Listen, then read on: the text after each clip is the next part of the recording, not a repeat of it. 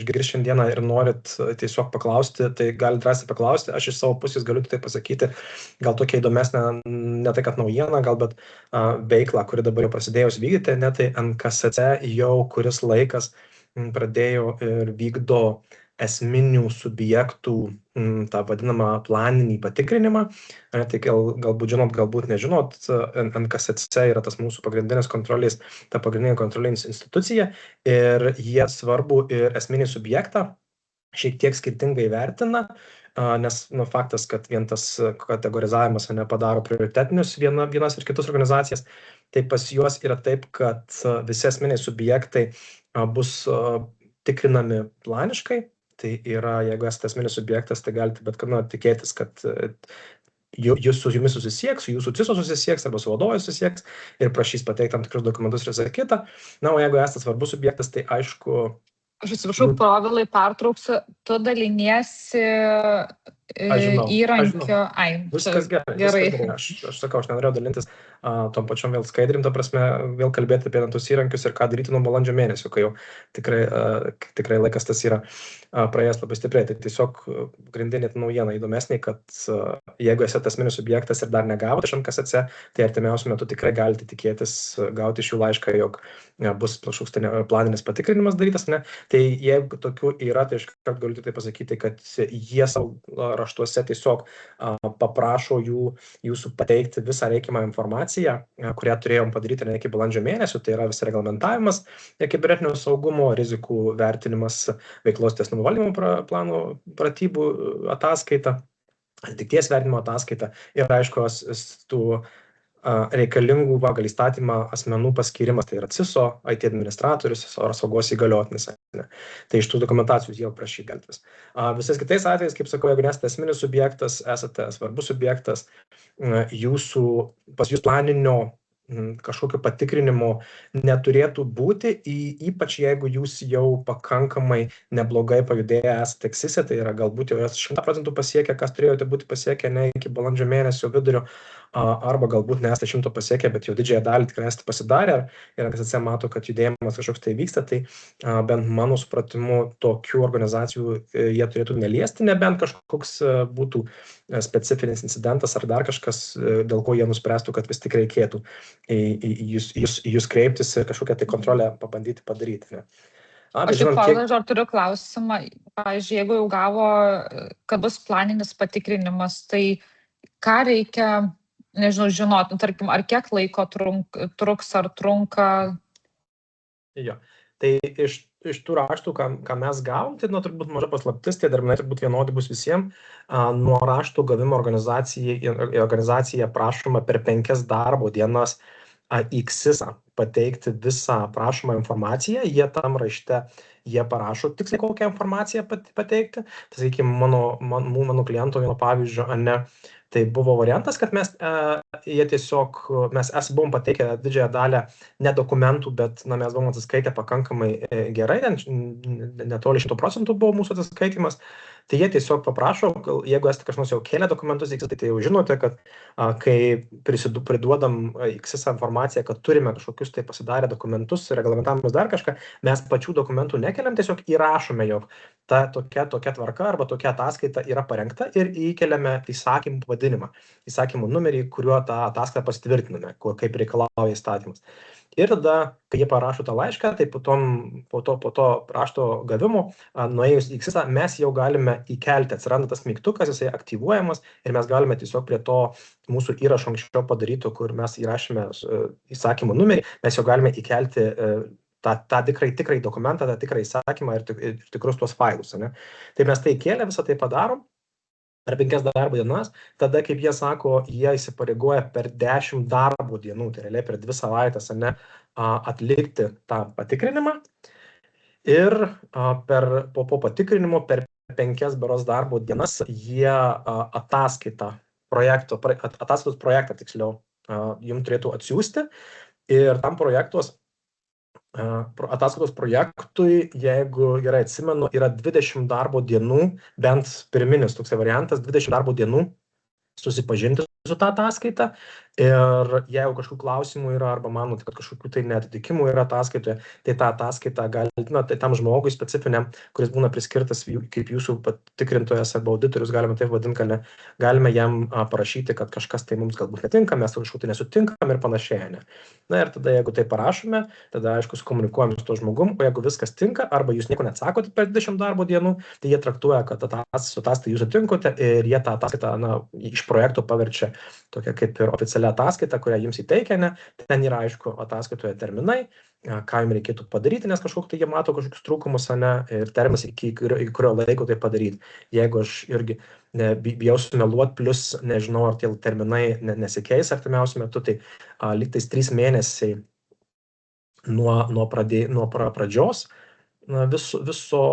viso audito, viso patikrinimo yra pašalinti trūkumams visiems. Tai laiko tikrai šiek tiek yra, ypač kai kalbam apie kažkokius tai organizacinius dalykus, kaip kažkokio tai proceso rizikos vertinimo atlikimas ar kažkokio dokumento parengimas ir panašiai. Tai nėra tikrai kažkoks tai baisus dalykas, kol kas tie visi patikrinimai nėra. Tai tikrai kaip vienas iš būdų, kaip NKSC gali užtikrinti, kad tikrai pajudėtų visi reikalai organizacijoje. Tai toks galbūt įdomesnis momentas apie NKSC ir tą visą pasaulį, kuriame dabar gyvenam šiuo laiku, ne? O tada, jeigu kažkokių klausimų turite, tai galite pakelti ranką arba tiesiog parašyti. O jeigu tada ne, aš tęsiu toliau ir su to, ką Rimantė ir kalbėjo, ne? Tai apie tą įrankį, kurį kaip ir mes naudojam ir kuriam, kuris organizacijom gali padėti tikrai šiek tiek susisteminti, šiek tiek supaprastinti visas tas veiklas, kurių reikalauja įstatymas ir nesimėkyti tarp įvairių veiklų, nežinant iš tikrųjų, ką ir kaip atlikti, kaip tiksliai ir tinkamai ką padaryti. Ne? Tai kas iš mūsų senesnių galbūt, nevadinčiau klientų, bet tų lankytojų mūsų seminaruose galbūt netgi yra tokių, kurie yra dalyvavę ir kažkokius metus, kuomet mes turėjome tą tokį, sakykime, visiškai dar pirminį variantą, šiek tiek kitoks jisai buvo. Tai dabar mes turime tikrai stipriai atnaujintą ir, sakyčiau, perdarytą visiškai tą sistemą. Jos, aišku, funkcijos nepasikeitė, bet pristatymas ir sistemiškumas tikrai daug patogesnis vartotojui naudoti ir tuo pačiu ir tam pačiam ekspertui naudoti ir daryti ir taip toliau. Ne? Tai ką mes turime? Mes prisijungę prie sistemos. Kai jau gauname pakvietimą, kai jau gauname prisijungimus, prisijungę prie sistemos, mes matome keletą modulių, apie kuriuos realiai pašnekėsime. Apatinių čia nepriimsim, nes čia yra administratorius, o mums kaip vartotojams svarbu yra šitie viršutiniai moduliai. Ir čia yra visi procesai aprašyti. Tai pirmiausia, mes turim pačią organizaciją, kurią mes galime, rašom pavadinimus, nusistatome, koks subjektas esame, arba jeigu nesame subjektas kibernetinio galbūt saugumo tiekimo grandinės dalis esame, ne, tai yra svarbu, kai einame prie tvarkų rengimo, nes šablonai šiek tiek pasikeičia tam tikrose momentuose, dėl to ar esi adminas, ar esi tik tai tiekimo grandinės dalyvis, ne. Ir tada, aišku, vienas klausimas dėl fizinių patalpų, ar turime ar neturime. Žinau, kad galbūt atrodyti, kad kam tas klausimas reikalingas, bet yra organizacijų, kurios ypač administracijos srityje kažkokioje dirba, tai dažnu atveju netgi neturi patalpų, tiesiog nuomojasi kažkokias tai bendras erdves ir dirba viskas, arba iš namų dirba viskas kompiuteriais cloud, dabar galima ką daryti. Ne? Tada yra keli klausimai irgi profilį užpildyti apie tai, kaip mes dokumentuose vadiname savo įmonę. Ne? Tai vėlgi čia keletas pasirinkimų yra. Defaultinis variantas dažniausiai būna bendroviai. Tada organizacijos vadovo pareigos įsirašome. Atsakome į tos kelis čia klausimus dėl IT pagalbos, kur registruojame incidentai. Ne? Viską išsaugome. Sėkmingai išsaugome ir tiesiog sistema jau atsimins šitos visus mūsų atsakymus ateityje. Tada, kas dar yra organizacijos dalyje, kas yra svarbu, tai vėlgi, tai paprastas sąrašas visų darbuotojų, tai tarkim, kad šiuo atveju, sakykim, čia ir aš esu, ne, ir Rimantė yra, ir mūsų kiti kolegos, arba kiti prisijungimo vardai, ne, kurias mes ir testuojame, ir patys dirbame šitoje sistemoje. Ne. Ir kas čia galbūt svarbu atkreipdėmėsi, ne, tai yra į rolę. Kad yra keletas skirtingų rolių, ne, tai aišku, administratorius kaip ir save paaiškinti tokia kaip ir rolė gaunasi, ne, kad tai yra tas žmogus, kuris realiai visą sistemą mato iš arti, gali tam duomenų šablonus tvarkyti ir visą kitą, ką paskui mato jo vartotojai, jeigu norime kažkokį darome. O pati organizacija, nesakykime, turi 3 variantus. vienas iš jų yra savininkas. Tai ir vėlgi paspaudus pasirinkimą labai gražiai parašyta yra tiesiog trumpas paaiškinimas, ką realiai reiškia kiekviena ta sąvoka. Tai savininkas gali organizacijos valdyti, vartotojas gali matyti ir pildyti, ir stebėtojas tik tai kažkokia tai peržiūra arba dokumento atsiuntimas. Tai čia vėlgi galima susidėlioti tais rolės pagal tai, ką mes norime, kad mūsų kolegos darbuotojai matytų ir galėtų daryti sistemoje pačioje. Tada kitas svarbus dalykas prie organizacijos yra ištekliai. Mes vadinam tiesiog turto kategoriją šią modulį, ir vėlgi turto modelis šitas yra labai artimas, nes mes iš esmės bandėme ir norėjome priartinti kuo labiau prie NKCC pačios KSIS sistemos, nes vėlgi mes suprantam, kad organizacijos ir subjektai, nori, nenori, jie gali patys daryti, gali naudotis mūsų sistema ar kažkaip kitaip tos dalykus atlikti, ką reikalauja jų įstatymas, bet finale KSIS reikalauja tam tikrų dalykų ir vienas iš tų dalykų tai yra organizacijos išteklių suvedimas. Ypač, kai kalbame apie kritinio turto kritinių išteklių suvedimą į KSIS sistemą. Tai mes stengiamės atkurti kiek įmanoma, kiek mums atrodo, ne tai, kad kiek įmanoma, nes turbūt 100% galima atkurti, bet kiek mums atrodė nepanaikinus pačio turinio, bet šiek tiek galbūt vietomis palengvinus priėjimą, pildymą vartotojui, padaryti kaip manoma panašiau su tuo, kas yra KSIS. Net galbūt kada matysime ateityje ir galimybę galbūt eksportuoti tos duomenys tiesiogiai į KSIS. Vėlgi čia aišku tokia dar kol kas tik tai idėja, kuri galbūt ateityje kažkada įsipildys, bet su ta mintimi jau ir galvojam apie tai, kad išpildymas ir matymas ir pildymas turėtų būti panašus. Tai vėlgi visos sistemos, kurios irgi yra ir KSIS sistemoje atskirai lentelėse, einant per visas lenteles ir tiesiog galime redaguoti, galime pridėti naują turtą, paspaudę pridėti naują, mes turime lentelę visą, kur atsakome vairius klausimus, prie daugumos klausimų ar laukelių, kuriuose reikia kažką rašyti, yra toks trumpas paaiškinimas, tiksliai ką reikėtų rašyti, ir kai kurie yra gana aiškus ir suprantami, kitur yra paaiškinimai, vienur daugiau to pildymo, kitur mažiau to pildymo, labai priklauso nuo to, kokį mes dalyką dabar darome, ar tai turtą pildome, ar tai tiekėją pildome, ar tai dar kažką, Bet mes manom, kad gana patogus tikrai ir paprastas pildymo mechanizmas padarytas, kuris tikrai neapsunkina, aišku, darbo tikrai yra, bet vėlgi, kaip ir matote, yra tikrai, sakykime, čia užpildyta labai detaliai tikrai, bet jeigu ir eisim prie kažkokių tai tarkime, prie tinklo įrangos apie jas, mes matome, kad tikrai yra labai nemažai tuščių laukelių ir ta prasme nėra tai, kad sistema neleidžia toliau kažkaip tai pildyti sistemos ar dar kažkas. Žinoma, kad visi šitie laukeliai, iš esmės, dauguma jų yra tokie kaip ir rekomendacinio pobūdžio, organizacija pati nusprendžia, ką tiksliai jiems reikėtų, kas jiems aktualu žinoti į sistemoje, tuose sąrašuose, o kas nėra taip aktualu, Tada tikrai galim praleisti ir viskas. Tai visi šitie... Yra klausimas, ar visi registrai iš reikalavimų šablonų yra sistemoje? Visi registrai iš reikalavimų šablonų. Galim patikslinti klausimą, ką jūs turit galvoje, ar turit galvoje, kad vis 100% atliepia KSIS-ą turto klausime išteklių, ar kaip?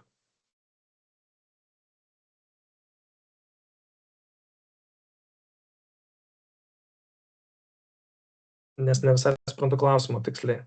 Ką turit galvoje, Helena?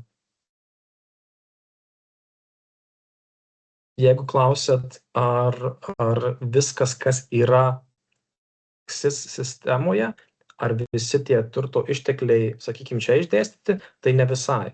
Pavyzdžiui, personalo pas mus nėra, nes mūsų akimis personalo pildyti čia nėra tikslų, nėra tikslinga.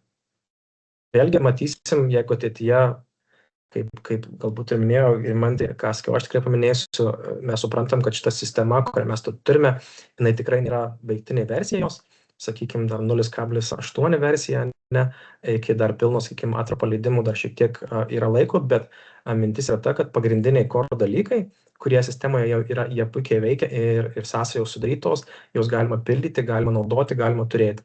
Atsimušim gal kažkuriais momentais į kažkokį tai dalyką, kur galbūt modulis dar nėra pilnai išbaigtas arba kažkuris dar nepadarytas, kaip matote, iš tų atveju, pavyzdžiui, veiklos tęstinumas šiuo metu yra prie jo dirbama ir dar tiesiog nėra atviras visiems.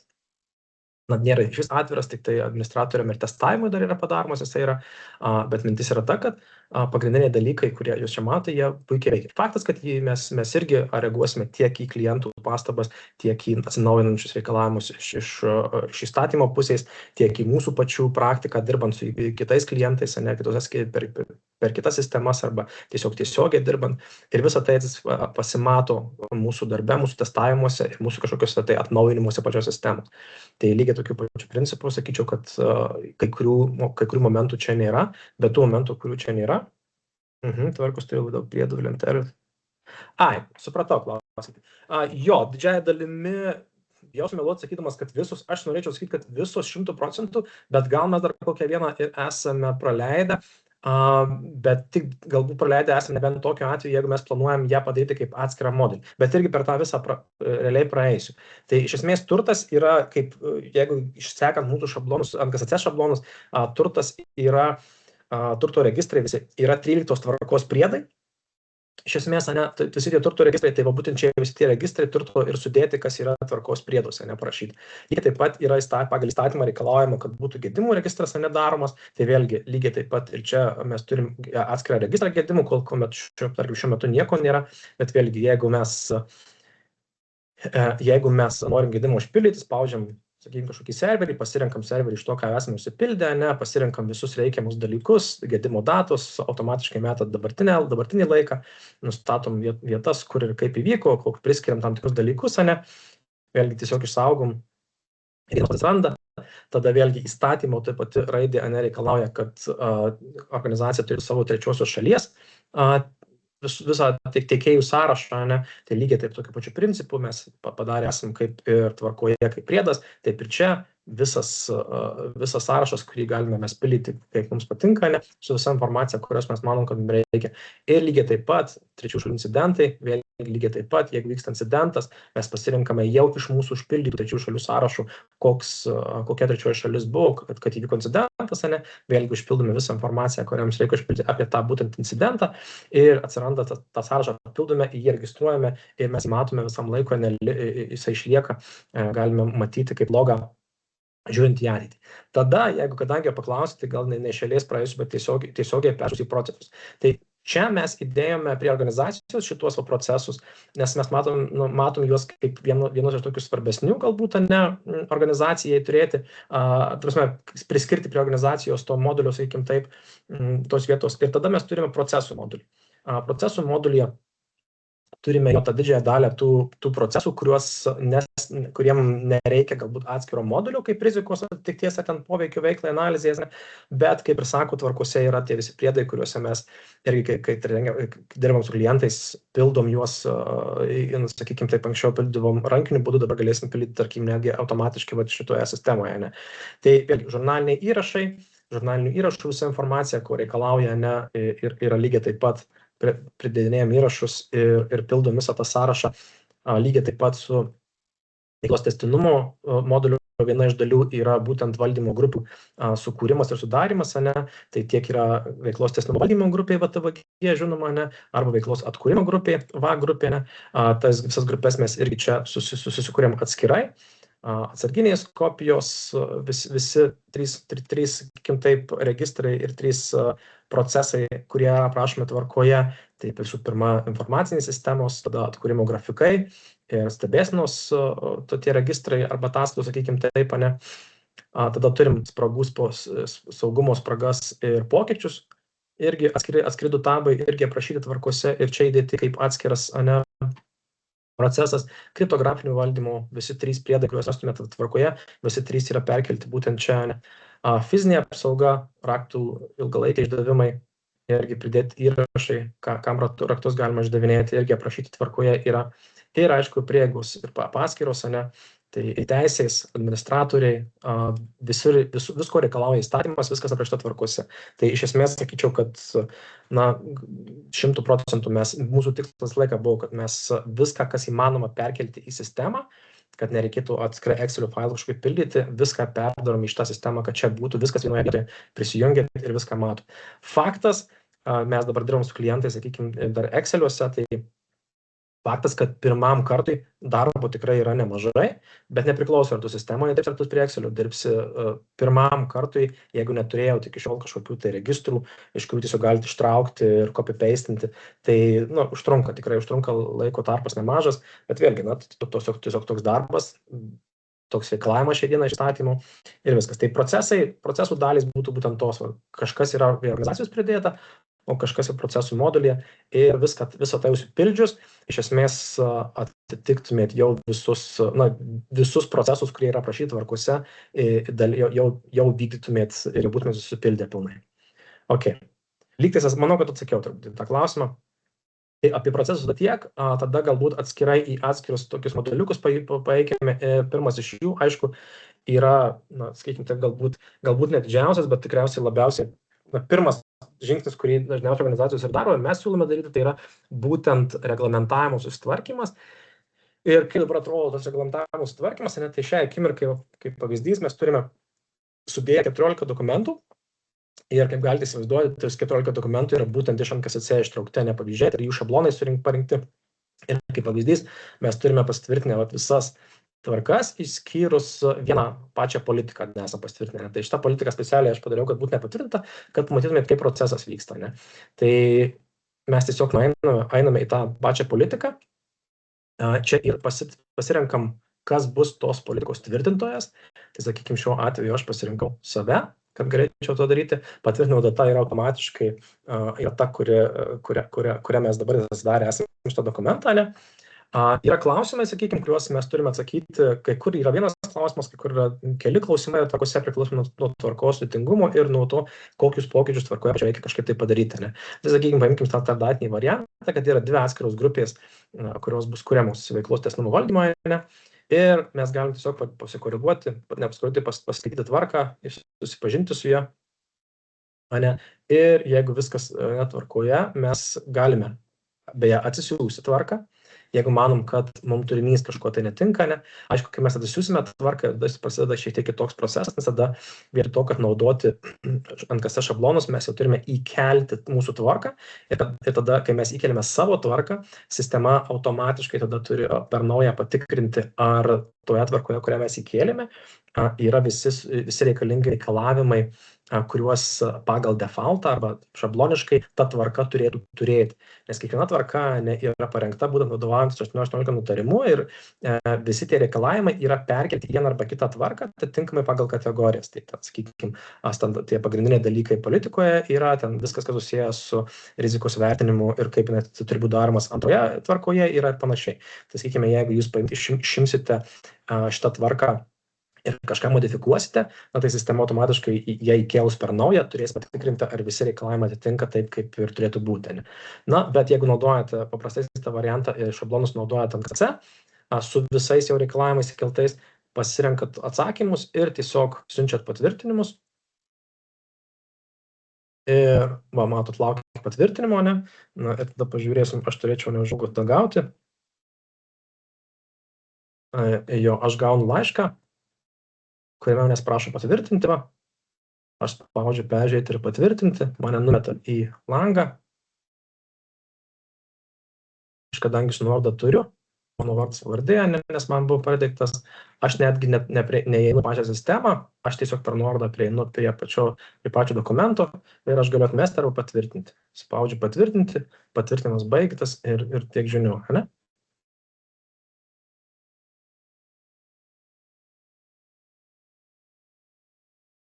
Ir viskas. Mes matom, kad tinklų informacinių sistemų politika yra patvirtinta šioje akimirkai. Tas pats yra ir susipažinimu, sakykime, aš šiek tiek anksčiau gavau laišką iš kolegijais peržiūrėti ir susipažinti su turto valdymo tvarka. Vėl tokia pačia situacija, vėl gaunu nuorodą, vėlgi prisijungti, registruotis man net nebūtina, nes nebūtina tik tai tiem žmonėm, kurie nori susipažinti, nebūtinai visų dėti į sistemą pačią. Tai aš tiesiog spaudžiu susipažinau, susipažinimas baigtas, lygiai taip pat vėl atnaujinu, turėtų pasikeisti susipažinimo, ne? Vienas iš 4 susipažinti, reiškia 4 žmonėms išsiųsta susipažinti ir vienas iš jų jau susipažino, ne? Tai va toks paprastas variantas, ne? Yra kas liečia. Tai va, ką aš ir norėjau sakyti, ne, kad dėl to įkėlimo, jeigu norėtumėte savo kažkokį tai dokumentą kelti, ne, tiesiog spaudžiate įkelti ir čia įdeda savo dokumentus. Ir jie čia atsiranda tam sąraše, ne, jūs su jais galite dirbti, juos galite pasitvirtinti, jūsų susipažinimui ir visa kita, ne.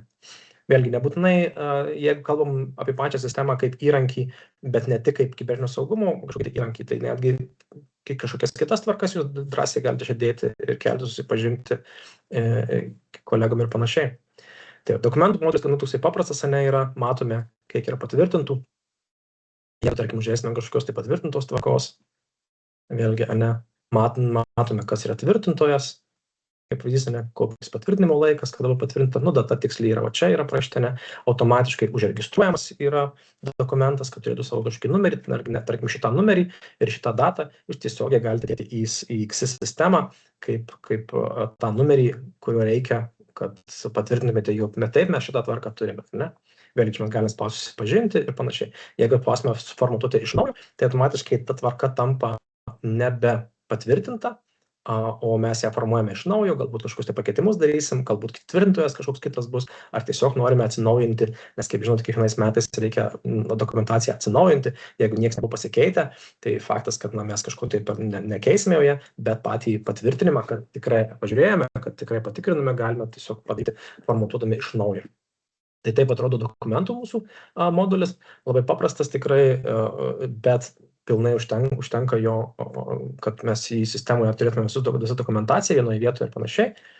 Tada galima eiti į kitą momentą, tai yra ateities vertinimą, ne, irgi labai svarbus procesas, kurį neabejoju, kad žinote, ne, ir mūsų procesas irgi labai šitoje vietoje gana paprastas, vėlgi turime klausimynus, paprastus tokius, sakykime taip, reikalavimus, kuriuos pavertėme tam tikrais punktais arba klausimais, arba, sakykime taip, statementais, tais faktais, kur tiesiog reikia perskaityti, jų tikrai yra nemažai, kaip matote, ne, ir tikėtina, kad galbūt netgi šiek tiek padaugėsi žiūrint į ateitį, nes bandysime pritaikyti ir XIS savideklaracijos tam tikrus klausimus, kad vėlgi tokiu pačiam mintimi, jog galima būtų eksportuoti ir tiesiog XIS galbūt kelti ateityje tą visą atsakymų klausimyną, bet vėlgi mes tiesiog susižymime viską, ką mes atitinkame šiai dienai, ne, čia procesas netrumpas tikrai, reikia paskaitinėti tikrai visą šitą procesą ir einame organizaciniai reikalavimai ir turime suskyrę į organizacinius ir procesinius reikalavimus, ne, procesiniai reikalavimai šiek tiek daugiau, jo yra, sakykime, tai daugiau to darbo yra, mes turime tiesiog žingsniuoti per juos ir žymėti visus, ką mes esame atitikę, kokias mūsų atitiktis ir panašiai. Tai visą tai padarė, galbūt čia galima sužymėti daugiau, aš čia, aišku, pavyzdžiui, formą tiesiog žymė viską iš eilės neskaitydamas, jūsų atveju, sakykime, logiška, kad tai turėtų daryti žmogus, kuris realiai supranta, ką daro, tai yra, jisai gali atsakyti šitos klausimus, nes, kaip ir, sakykime, jo darbas, tai kad tiesiog duodi kažkam, kad tik tai būtų sužymėta panašiai, ne. Ir, na, sakykime, taip, bus gerai. Praeinam visus procesus, visus tos klausimus, kurių tikrai nemažai. Ir kai spaudžiam užbaigti, kas yra įdomu, ne, kad mums iš karto parašo, kad šiuo metu atitinkate 50% visų reikalavimų, netgi skaičių parašo, ne, kokio reikalavimo mes neatitinkame. Tai pateikti ir kai mes tai padarome, galime eiti į netikčių šalinimo planą. Tai iš esmės pats ateities vertinimas, ne pats procesas, jisai yra tik tai proceso dalis, rezultatas yra mums svarbiau, tai yra būtent netikčių šalinimo planas ir paspaudę čia mes nueiname į tą netikčių šalinimo planą. Ir ką mes dabar čia matome, čia toksai, sakyčiau, labai neblogas vadinamas tas interfejsas, sakykime taip, ne, kur mes matome visas neatitiktis, kurias mes pažymėjome, kad jų netitinkame, net jų kaip matot, 68 tikrai nemažai, ne, čia yra jų visų statusas, kaip mes jas matome, ir vėlgi raudonai rašo, kad jos nėra daromos. Mes čia galime visas pažymėti, galime nepažymėti, bet dabar, sakykime, taip trumpai parodant, kaip reikėtų reaguoti ir ką reikėtų daryti, ne. Tai ką mes darom, spaudžiam ant netikties ir vėlgi čia paspaudę mes matome, kas per netiktis yra. Mums reikėtų priskirti kažkokį tai žmogų, kuris tą netiktį valdys, nesakykime, tai va kažkoks Povilas, ne, pasirenkam datą, iki kada ta netiktis turėtų būti pašalinta sakykime, kelis mėnesius duodam laiko, ne, iki vasaros pabaigos, ne. Ir pasirenkam, kad jinai yra vykdoma. Ir spaudžiam uždaryti. Ir automatiškai, matot, iš čia jinai dingo, jinai atsirado prie vykdomos užduoties, sakykim taip, ne. Yra čia numatytas, kas buvo numatytas, tą mes galim matyti, kad tai yra koks žmogus, kokia data yra, koks terminas, ne, ir kad yra vykdoma. Aš, sakykime, jau kaip Povilas būdamas prisijungčiau, ne, aš matyčiau šitą užduotį savo sukurtą, viskas tvarkoje. Aš galiu kažkokiu tai momentu ją atlikęs, aš paspaudžiu atliktą, spaudžiu uždaryti. Ir jinai iš vykdomo perėjo į atliktą kategoriją. Ir automatiškai mes žinom, kad iš viso 68, 67 nepradėtos, viena jau yra atlikta, nu, kitą galim, sakykime, dar galim padaryti taip. Gal bus tokių, kur nešalinsite.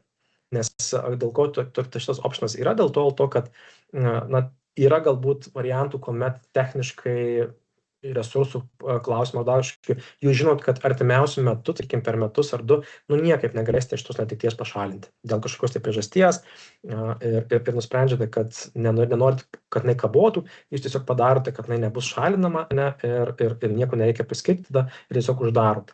Ir tiesiog dingsta iš nepradėtų sąrašo, tai mintis mūsų buvo tokia, jog atskirti tais neatitiktis, kurias jūs matėt, bet nusprendėt jų, sakykime, taip kažkaip dar nevaldyti šį kartą, ne, galbūt pasiliksite kitiem metam ar dar kitiem metam, bet kad nekabotų jos būtent šitam sąraše, kurios nepradėtos yra. Tai reiškia, kad vadovai ar dar kažkas ataskaitą teikiant, tu galėtum sakyti, kad mes visas perėjom,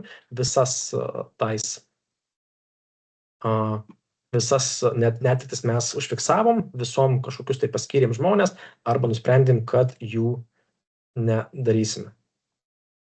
Tai tiesiog, kad visur būtų vieną parašiau, ne, ir matote, kaip gražiai spalvinės netgi yra, kad viską. Tai mes visą tai kaip priskirstome, suskirstom visas, sakykime, dabar tai šitais padarom, kad visos nebus šalinamos, yra viena vykdoma, kita atlikta. Kai visas suvedame, mes galime tvirtinti tą planą.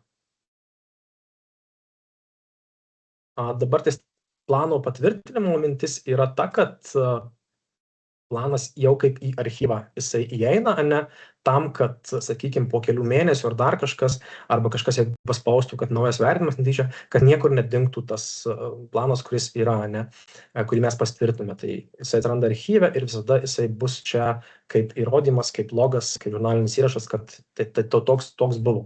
Ir mes čia, aišku, vis tiek galime toliau valdyti, net ir po patvirtinimo mes galime atliktas užduotis padaryti, kad jos yra atliktos, ne, ir automatiškai perina į kitą kategoriją. Čia jau tampa tiesiog jau po viso vertinimo atlikties, ne, čia jau tampa mūsų kaip darbinis toksai vadinamas, sakykime, tai vadinamas darbinis langas, kuriuo mes realiai dirbame su tom užduotimis, galime kažkokius tai atliktus darbus parodyti, kad mes atlikome oficialiai ir panašiai.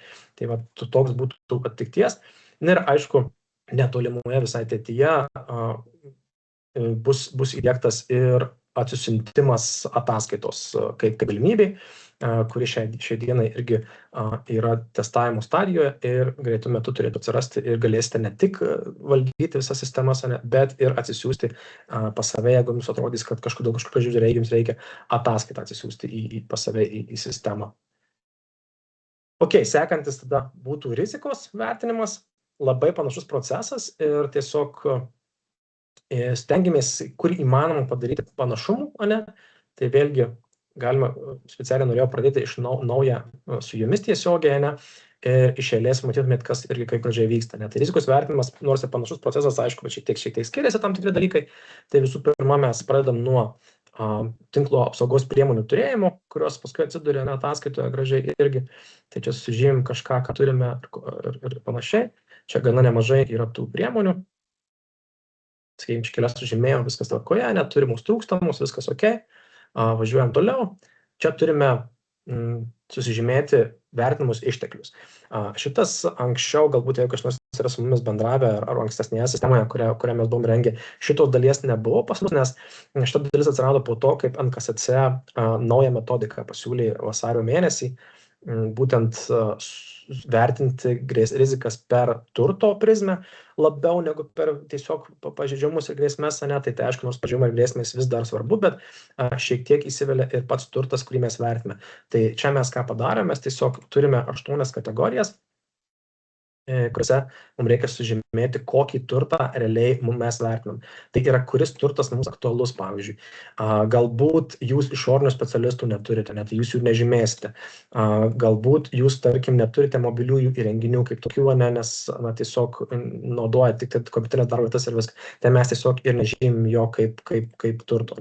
Visa kita pažymėjus, tas žymėjimas, ką jisai mums duoda, tai kai mes eisime į pažeidžiamumų klausimyną, kur reikia pasižymėti pažeidžiamumus, kurie yra aktualūs, tai priklausomai nuo to, kiek mes čia sužymėsime turto, tokius ir tiek pažeidžiamumų mes matysime. Didžiąja dalimi, net neabejoju, kad dauguma turto šitų, sakykim taip, objektų ir turto rūšių tikrai bus aktualios visur, viena kita gali būti galbūt neaktuali, kažką esu praleidęs, matau, nes labai geras, pažiūrėjau, iš viso 51, aš buvau pažymėjęs 40, suprantu, kad tikrai kažką praleidau daugiau negu vieną. Tai irgi labai geras dalykas. Ir einu į pažeidžiamumus toliau ir vėlgi matome iš viso, kiek pažeidžiamumų yra surašyta, vėlgi pažeidžiamumai yra tiesiogiai pririšti prie būtent turto objekto. Tai mes jeigu pažymėjom, kad organizacinė vadovybė mums yra aktualus turtas, kurį reikia vertinti, tai mes ir turime pažeidžiamumus, kurie būtent surašyti prie šitos turto rūšies, turto objekto. Ir jeigu mes turime pažeidžiamumus, tai žymime, kad juos turime pagal default arba kaip čia originaliai, visi pažeidžiamumai yra sužymėti kaip aktualūs, kaip esantys. Mintis yra ta, kad jeigu vertinimo metu, jeigu mes netyčia pamiršime kažkokį pažeidžiamumą, kad pažymėsime, kad jisai yra, nors iš tikrųjų jo nėra, tai yra daug, sakykime taip, saugiau galbūt, negu tuo atveju, jeigu mes nepažymėsime kažkokio pažeidžiamumo, kuris realiai yra. Tai tuo pagrindu mes nusprendėm, kad vis tik defaultinis variantas, tai yra originalus variantas, kad visi pažeidžiamumai automatiškai būtų pažymėti ir mums ranka reikia nuimti visus pažeidžiamumus, kurie mums organizacijoje nėra aktualūs. Ir čia vienas iš tokių įdomesnių variantų, tai sistema atpažins tam tikrus pažeidžiamumus kaip vienos iš priemonių kontrolės, kurio mes turime, išpildymo galimybę. Tai reiškia, kad toksai ženkliukas, tai reiškia, kad šitas pažeidžiamumas nėra aktualus, nes mes turime priemonę, kuri padengia tą pažeidžiamumą. Tai yra tinklo organizacinė, sakykim, parengia būtent šitą nereikalingų importų uždarimą, kaip pavyzdys. Ir automatiškai tas ženkliukas reiškia, jau mes negalime žymėti, nes automatiškai pasidengia. Dėl to irgi labai patogu, dažnu atveju, kad nereikia tiesiog žymėti. Aš čia dar kelius nuimu, kol šneku ir tada viskas užteks, važiuojam. Važiuojam toliau į rizikų registrą. Rizikų registras, jeigu esate darę kažkokį tai rizikos vertinimą, kažkur tai jau turėtų būti pažįstama, principas labai panašus kaip standartinis rizikų vertinimas, naudojant 5M5 metodiką, tai tikimybės ir poveikio nustatymo metodiką, kad būtų aiškiau tiesiog arba priminti tiesiog žmonėm, esam parašę trumpą aprašymą, kaip ten turi atrodyti ir kas yra daroma. Keli dalykai, kas galbūt nauja ir įdomiau, tai sakykime, vienas iš dalykų tai yra, kad metinės pajamos. Tai čia mes galime paspausti ir įsivertinti savo metinės pajamas, dėl ko tai daroma yra, dėl to, kad kai mes vertinam poveikį, yra poveikio vertinimas nuo 1 iki 5. Ir kartais būna sunku įsivertinti poveikį. Tai vienas iš poveikio vertinimo kriterijų gali būti, sakykime taip, pinigų finansinis nuostolis, jeigu tas incidentas, ta grėsmė įsipildytų. Tai mes tokiu atveju, ką mes padarome, tiesiog įsirašome savo pajamas metinės ir pagal procentus galime pasiplanuoti, kiek procentų, kokį poveikį mes turėsime. Jeigu 5%, tai labai mažas poveikis organizacijai, bet jeigu pusės metinis pajamų suma, tai jau mes skaitom, kad labai didelis kritinis poveikis. Sakykim, čia įsaugomo, tiesiog čia kaip jūsų žinojimui, o kas iš kur labai gerai pasimato iš tie skaičiai, tai kai mes vertinam, jau atliekam patį vertinimą. Dabar vertinimas pats, kaip jisai padaromas, tai vėl noriu parodyti, kad yra 13 grupių, į kurias yra suskirstyti visi 70 grėsmių, kurias NKSC praktiškai rekomenduoja savo metodologiją turėti. Ne? Vėlgi, tai ne jie patys sugalvojo, jie irgi ėmė iš gerųjų praktikų, iš ISO ir iš BSI Artis tų strategijų visų dokumentacijos. Tai tos 70 grėsmių, ne, kad nereikėtų visas 70 atskirai vertinti, mes ir anksčiau savo metodikoje, ir atnaujintą metodiką taikom tą patį principą, tai yra tais grupės, tas grėsmės sudėliojam į grupės. Tai, pavyzdžiui, gamtinės ir aplinkos grėsmės, ne, tai jose yra vis tokie dalykai kaip ten krituliai kažkokie, gaisrai kažkokie, netgi ne vulkaniniai šitie, netgi seisminės kažkokios tai problemos, ne, ten kažkokie mini drebėjimai žemės būna, pasmegdubės, ne, irgi įeitų šitą problemą, į šitą būtent grupę. Ne. Tai ką papildomai dar paskui mes padarome, į kiekvieną grupę grėsmių mes sudedame turtą, kuris gali būti paveiktas, mūsų nuomonė, kuris gali būti paveiktas būtent tų grėsmių, kurios apima šitą grupę. Ne? Tai pavyzdžiui, gamtinės grėsmės, tai yra, sakykime, gali būti gaisras kažkoks, ne, gali būti sunaikinta kažkokia techninė įranga. Ne? Ir visose grupėse mes turime skirtingus, aišku, kai kur yra besikartojantis, bet kai kur yra skirtingi, turto kategorijos skirtingos, kurias mums reikia vertinti, atsižvelgiant į tai, kokias grėsmės mes vertinam. Jeigu vertinam fizinės apsaugos grėsmės ir vertinam personalą, na tai mums reikės šiek tiek kitaip galvoti, negu kai mes vertinsim žmogiškųjų klaidų grėsmės ir personalą. Ne? Tai čia šiek tiek, aišku, tas procesas nėra pats lengviausias galbūt, bet jau mes tikrai stengiamės padaryti kaip mano praščiau ir kad būtų, na, kaip manoma aiškiau. Tai ką mes matome šitoje lentelėje? Mes matome grėsmių grupės ir tuose grėsmėse aktualias turto kategorijas. Papildomai matome prie kiekvienos turto kategorijos, matome pažeidžiamumą, kuris buvo pažymėtas kaip aktualus mūsų atveju. Tai reiškia, mūsų organizacijoje šitas pažeidžiamumas yra aktualus. Tai nėra užtikrinta duomenų saugomų įrangos apsauga nuo aplinkos poveikio. Labai paprastas pažeidžiamumas tiesiogiai susijęs su šitą grėsmę, akivaizdu. Ir mes tai matydami, mes vertiname tiek tikimybę, tiek poveikį šitos grėsmės.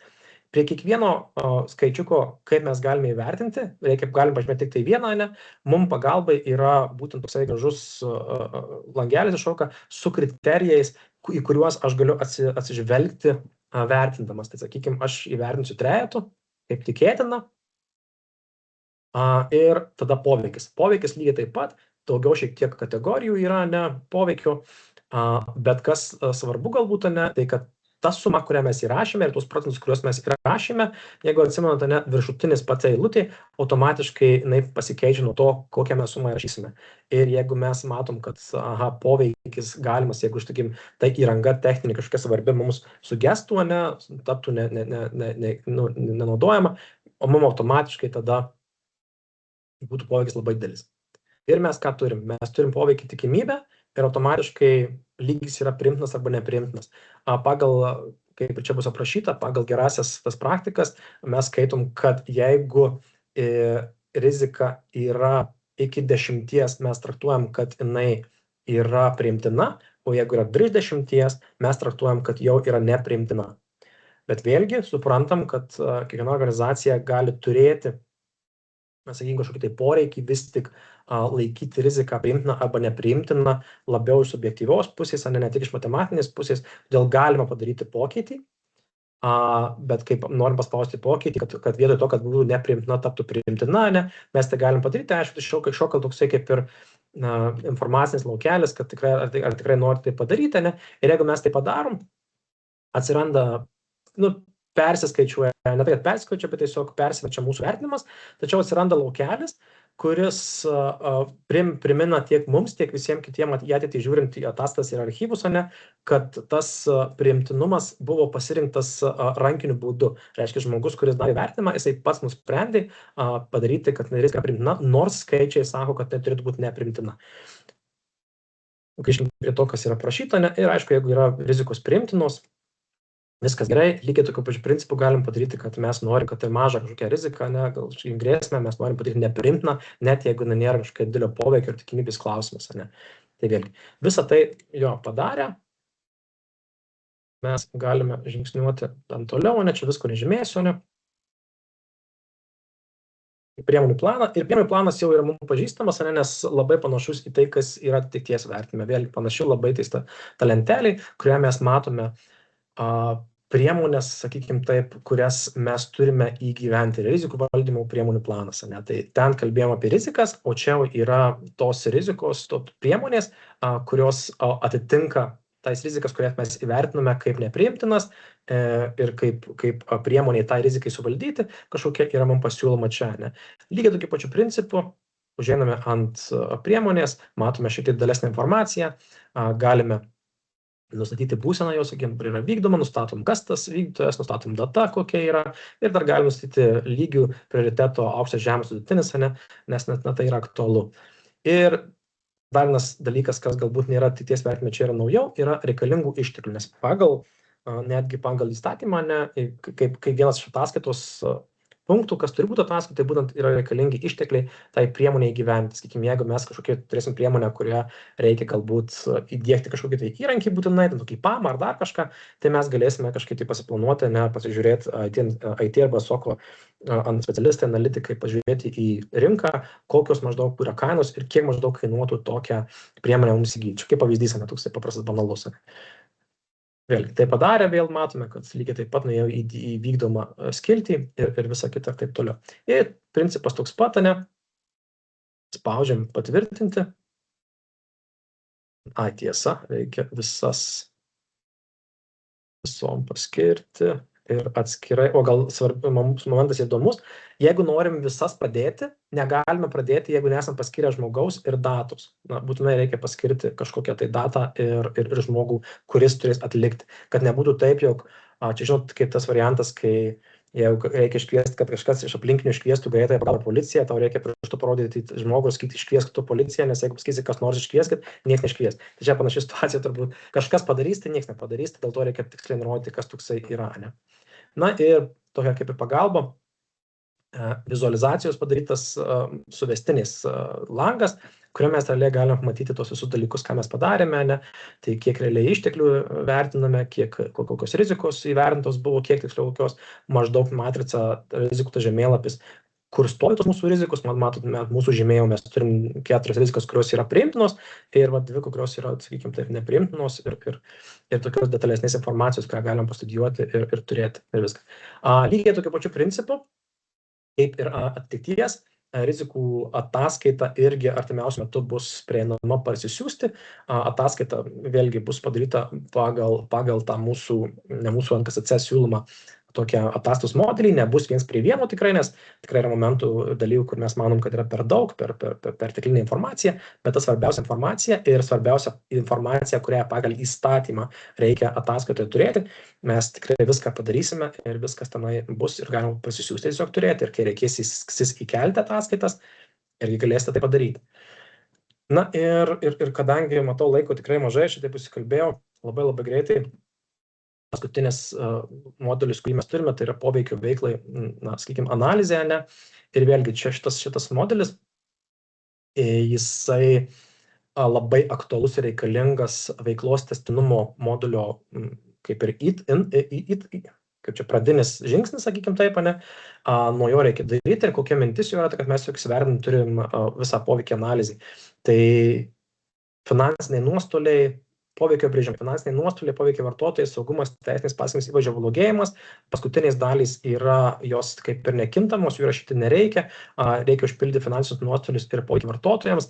Finansiniai nuostoliai automatiškai, jeigu esate prieš tai darę rizikų vertinimą, tai jie automatiškai persikelia iš rizikų vertinimo, tai sistemoje tik tai kartam užtenka užpildyti metinės pajamas ir poveikį organizacijai dėl to finansinio nuostolio ten kažkokio tai susidarimo, tai čia automatiškai užpildu, bet aišku, galime ir per naują perpildyti. Lygiai taip pat su vartotojais, procentaliai įsirašome vartotojų skaičių, kiek, sakykime, tų vartotojų praradimas mums ten kažkokius tai turėtų poveikį didesnį, mažesnį, čia viską įsisaugome, čia viską susipildo.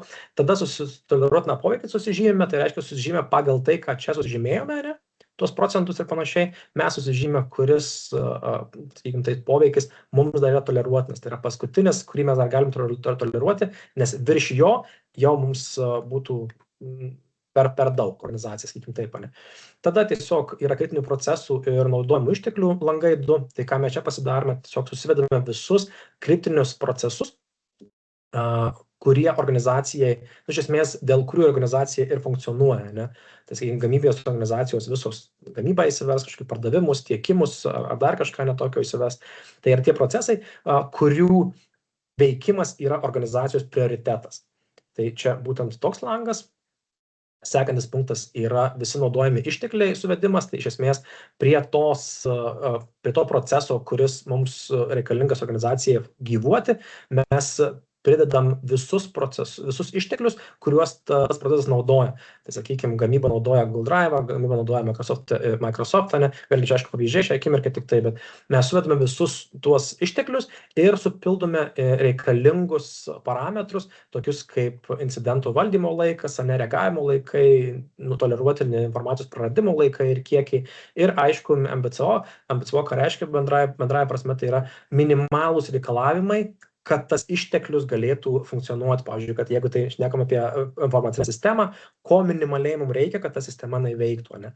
Ir visą tai sudarius, pasidarėm tos sąrašus, turime tokią galutinę bendrą suvestinę, kurios metu realiai mes galim pamatyti visą bendrą minimalių reikalavimų sąrašą, kuriuos mums reikia išpildyti, kad ta kritinė veikla realiai funkcionuotų, kad realiai galėtų važiuoti į priekį ir ta mūsų organizacija gyvuotų dėl to, kol gyvuoja.